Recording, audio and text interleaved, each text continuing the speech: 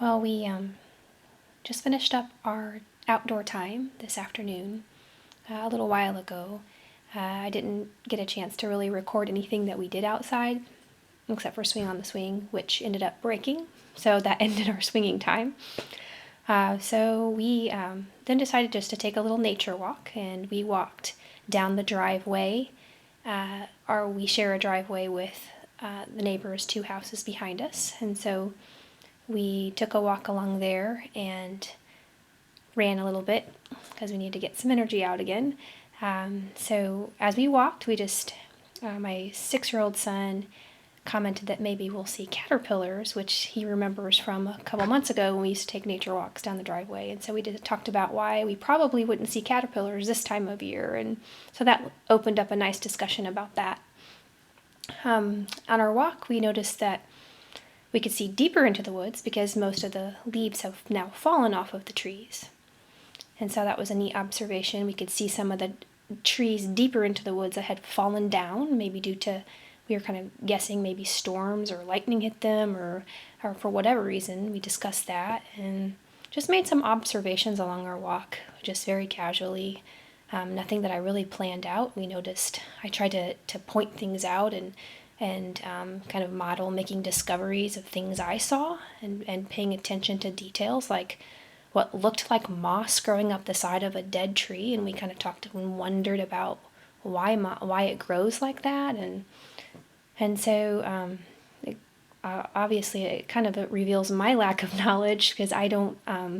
It's not something that I've studied, but I thought, well, maybe it opens up a lot of questions for further study if they're interested in finding out a little bit more about what those strange green fuzzy things that grow up the side of trees, what that's called, we talked about why does it grow there, what are the conditions that cause that, and so forth. So those are just things that we kind of wondered a little bit as we wandered.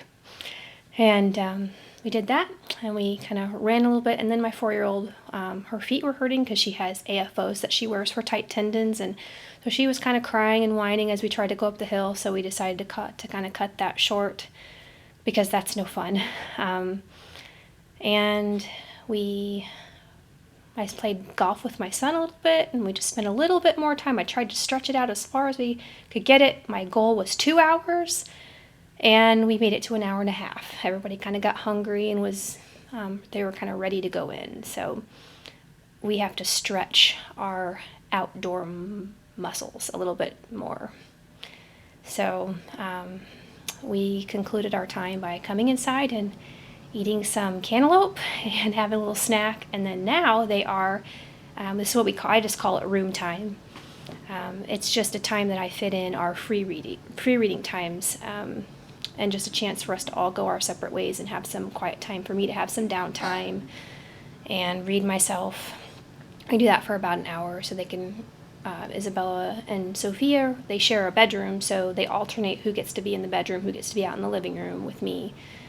And the last I checked a few minutes ago, Sophia actually is passed out on her bed. She fell asleep because she had a rough night again with, she has new AFOs, like I mentioned before, and so she's tired and didn't sleep well, so she is napping, which doesn't normally happen, but it did happen today.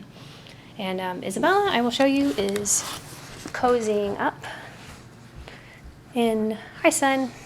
Just a second, sweetheart. I'm making a video. Okay, go back to your room, and I'll come and show them what you're doing. Okay? What's Isabel doing?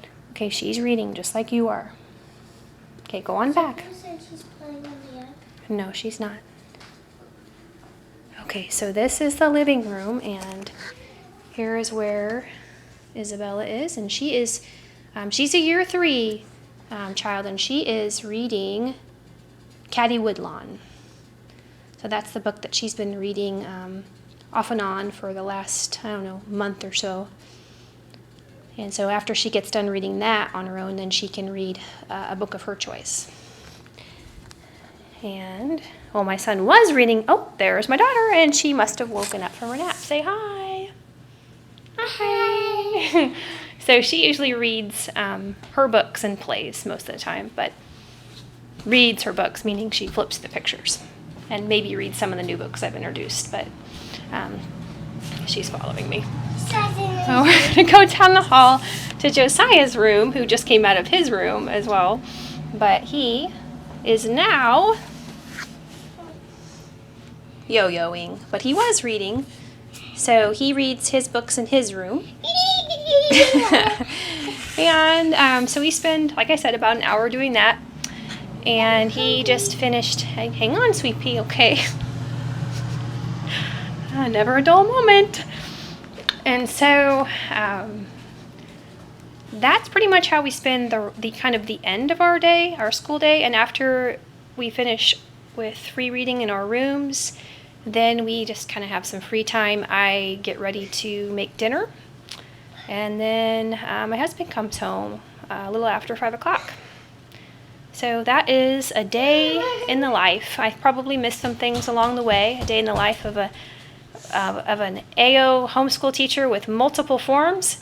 But hopefully it was helpful. I am not an expert on Charlotte Mason, but I am learning a lot over the past year and a half or so.